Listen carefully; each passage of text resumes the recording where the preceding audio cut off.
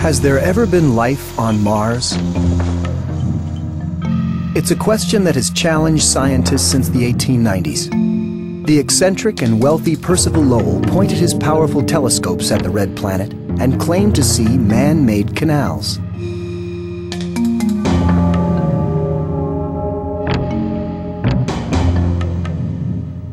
A flood of alien fantasy followed and persisted into the 1970s.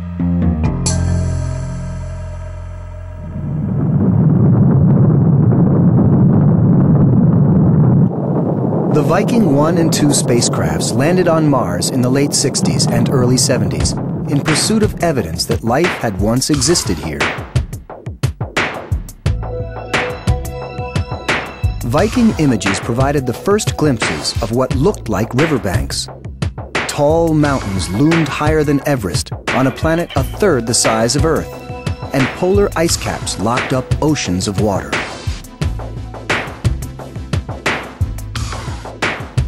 But Viking's probes proved only that Mars is a cold world ravaged by violent dust storms.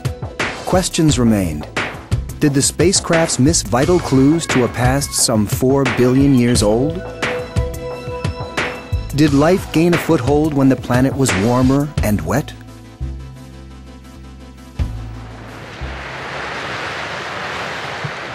Since the Viking mission, scientists have learned that the most primitive of life forms on Earth thrive in boiling hot springs.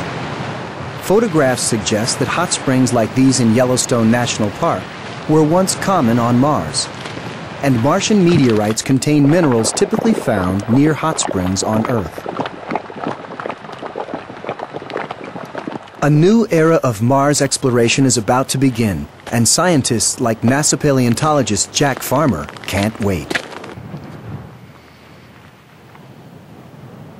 Here on the edge of this hot spring, we have a place where microorganisms, bacteria, are being turned to fossils before our very eyes, the kind of fossils we'd like to look for on Mars.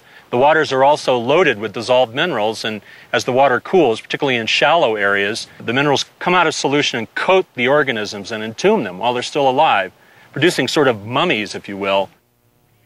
We need to go back to Mars, and we need to look for these kinds of places, because these are the environments where that fossil record is likely to be preserved, and this will help us answer the question about life on Mars.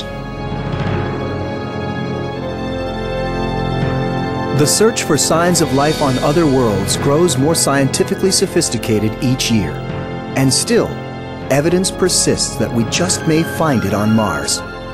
An answer to one of astronomy's most insistent questions may be just around the corner.